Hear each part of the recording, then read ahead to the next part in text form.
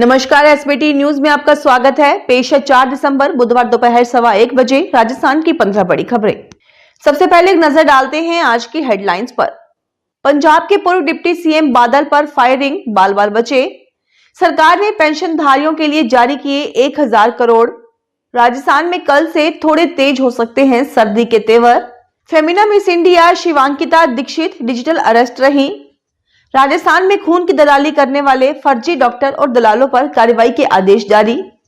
और अब खबरें विस्तार से सुनिए। पंजाब के पूर्व डिप्टी सीएम सुखबीर सिंह बादल पर बुधवार को गोल्डन टेंपल के गेट पर फायरिंग की गई। गोली दीवार पर जाकर लगी, जिससे वे बाल बाल बच गए। मौके पर तैनात सुरक्षा कर्मियों ने हमलावर को पकड़कर पिस्टल छीन लिया। घटना के बाद गोल्डन टेंपल के बाहर सुरक्षा बढ़ा दी गई है। व्यक्ति की पहचान गुरदासपुर के डेरा बाबा नानक के रहने वाले नारायण सिंह चोड़ा के रूप में हुई है। वह दल खालसा का सदस्य है। श्री अकाल तख्त साहिब ने राम रहीम को माफी देने समेत 5 मामलों में सुखबीर बादल व शिरोमणि अकाली दल सरकार के दौरान अन्य कैबिनेट सदस्यों को धार्मिक दुराचार के आरोपों के लिए सजा सुनाई थी। इसी मामले में बादल गोल्डन टेंपल के बाहर बर्छा पकड़कर सजा भुगत रहे थे। जयपुर में पेंशनधारियों के लिए बड़ी खबर है। राजस्थान सरकार ने 90 लाख पेंशनधारियों के लिए 1000 करोड़ रुपए जारी किए हैं। सामाजिक सुरक्षा पेंशन की राशि अब लाभार्थियों के खातों में आ गई है। सामाजिक न्याय अधिकारिता मंत्री अविनाश गहलोत ने कहा है कि पिछली सरकार ने उन पर आर्थिक भार छोड़ दिया था, लेकिन मार्च तक पूरी पेंडेंसी खत्म कर दी जाएगी। उन्होंने कहा कि बजट का थोड़ा मुद्दा है, लेकिन इस समस्या को जल्द ही दूर किया जाएगा। राजस्थान में 5 दिसंबर से सर्दी के तेवर थोड़े तेज हो सकते हैं। उत्तर भारत में एक्टिव वेस्टर्न डिस्टर्बेंस के गुजरने के बाद यहां उत्तरी सर्द हवा चलेगी। इससे अधिकांश हिस्सों में तापमान 2 से 3 डिग्री सेल्सियस तक गिरने की संभावना है। इसके साथ ही उत्तर पूर्वी राजस्थान के शहरों में सुबह शाम सर्द हवा भी चल सकती है। Femina Miss India West Bengal रही शिवांकिता दीक्षित को मंगलवार को डिजिटल अरेस्ट किया गया। उनसे 99,000 रुपए ठगे गए। शातिर ने खुद को सीबीआई अधिकारी बताया। उन्हें 2 घंटे डिजिटल अरेस्ट रखा। बैंक खाते में मनी लॉन्ड्रिंग और बच्चों के अपहरण की रकम आने की बात कहकर डराया। आगरा के मानस नगर शाहगंज निवासी शिवांकिता दीक्षित वर्ष 2017 में Femina Miss India West Bengal रही हैं। मंगलवार शाम करीब 4 बजे उनके मोबाइल पर व्हाट्सएप कॉल आई। इसके बाद ठगी को अंजाम दिया गया। राजस्थान में food safety and drug control department ने खून की दलाली करने वाले फर्जी डॉक्टर और इस रैकेट से जुड़े दलालों पर कार्रवाई के आदेश जारी किए हैं। साथ ही अवैध तरीके से ब्लड और प्लेटलेट की दलाली में शामिल 3 ब्लड बैंक के लाइसेंस सस्पेंड कर दी हैं। ये मामला सामने आने पर स्वास्थ्य विभाग ने टीमों का गठन किया और ब्लड बैंकों के रिकॉर्ड खंगाले। विभाग ने चित्रकूट जयपुर स्थित रामपाल ब्लड बैंक और सुभाष चौक स्थित आयुष्मान ब्लड बैंक का लाइसेंस 90 दिन के लिए सस्पेंड कर दिया है। जगतपुरा स्थित वंदे ब्लड बैंक का लाइसेंस 15 दिन के लिए सस्पेंड किया गया है। उत्तर प्रदेश के संभल में हिंसा के बाद बुधवार को वहां पीड़ित परिवारों से मिलने जा रहे राहुल गांधी और प्रियंका गांधी को गाजीपुर बॉर्डर पर पुलिस ने रोक लिया है। यहां बैरिकेडिंग की गई है। राहुल प्रियंका को रोकने के लिए डीएम राजेंद्र पैंसिया के निर्देश पर दिल्ली से सटे यूपी के 4 जिलों गाजियाबाद, नोएडा, अमरोहा, बुलंदशहर में भी सीमाएं सील की गई हैं। गाजीपुर बॉर्डर पर पुलिस चेकिंग की वजह से 2-3 किलोमीटर लंबा जाम लग गया है।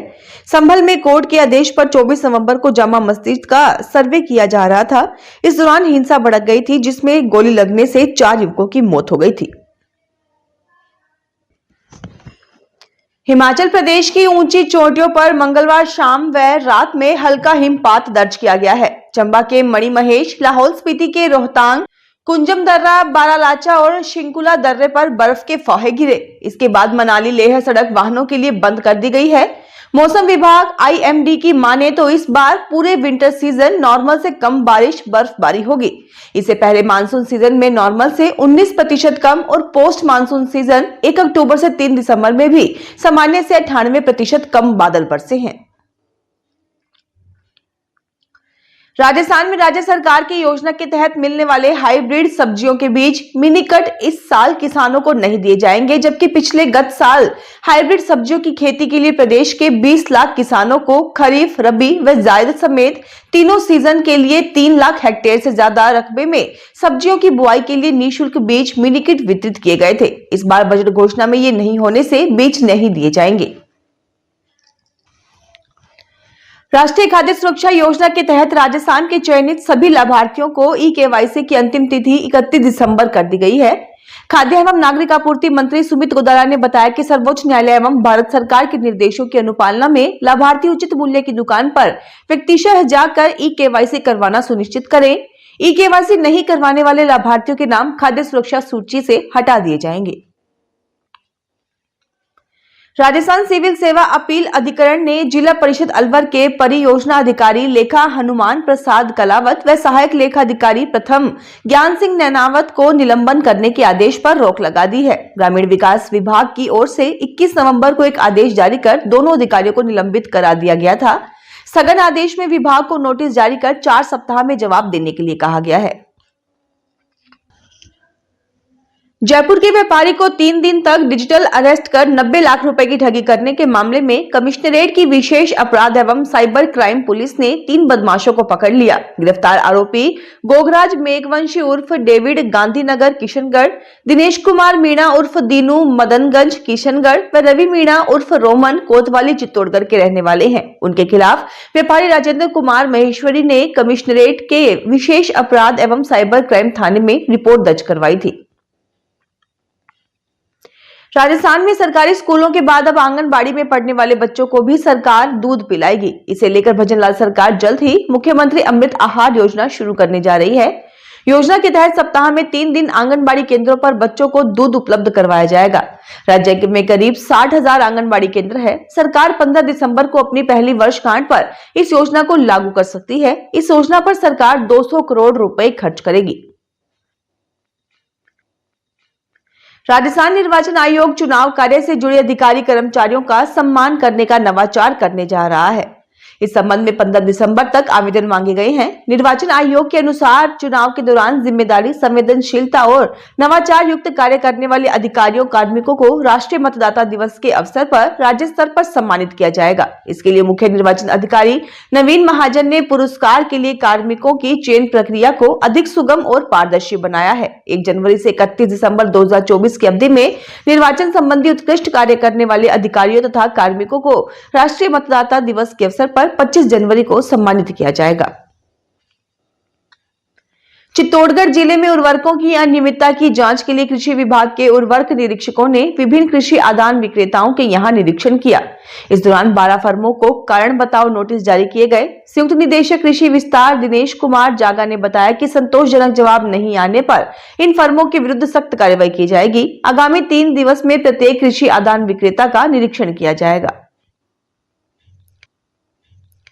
राजस्थान में श्रीगंगानगर बांद्रा टर्मिनल्स ट्रेन 5 दिसंबर को श्रीगंगानगर से अपने निर्धारित समय से 3 घंटे की देरी से रवाना होगी।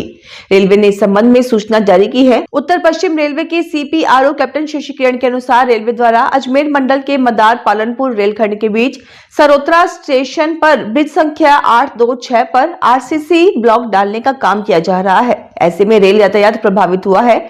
इसी वजह से गाड़ी संख्या 14701 श्रीगंगानगर बांद्रा टर्मिनल्स ट्रेन 5 दिसंबर को श्रीगंगानगर स्टेशन से 3 घंटे की देरी से रवाना होगी। फिलहाल इस बुलेटिन में इतना ही। फिर हाजिर होंगे और बड़ी खबरों के साथ।